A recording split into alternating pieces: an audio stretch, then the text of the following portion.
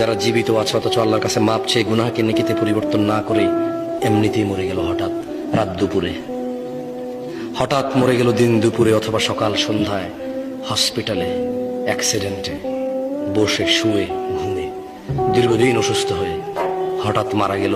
তার গুনাহগুলো গুনাহ রয়ে গেল, এগুলো তার জাহান্নামে যাওয়ার কারণ হয়ে বসবে। অথচ গুনাহগুলোই নেকিতে পরিবর্তন করতে পারতো সে বেঁচে থাকা অবস্থায়। এই যে নিঃশ্বাস চলা অবস্থা যদি বলতো যে ইয়া আল্লাহ আর করব না, তুমি সাক্ষী, আমি করলে তো তুমি দেখবাই, কোথায় করব তোমার থেকে লুকিয়ে। তুমি দেখো আর চুরি ডাকাতি জেনা ব্যভিচার নেশা মিথ্যা কথা কিচ্ছু বলবো না। তবে তুমি আমার আগের গুনাহকে যেমনটা তুমি কোরআনে ওয়াদা করেছো যে নেকিতে পরিবর্তন করো, তুমি করো, আর তুমি দেখো আমি আর গুনাহ করব না। আকুলু কওলি হাযা ওয়াস্তাগফিরুল্লাহ লি ওয়া লিসাইরিল মুমিনিন ফাস্তাগফিরুহু ইন্নাহু আল গফুরুর রহিম। আমি আল্লাহর কাছে আমার জন্য এবং আপনাদের সবার জন্য ক্ষমা চাই। আল্লাহ আমাদের সবার সমস্ত গুনাহকে নেকিতে পরিবর্তন করে ক্ষমা করবেন। আমিন।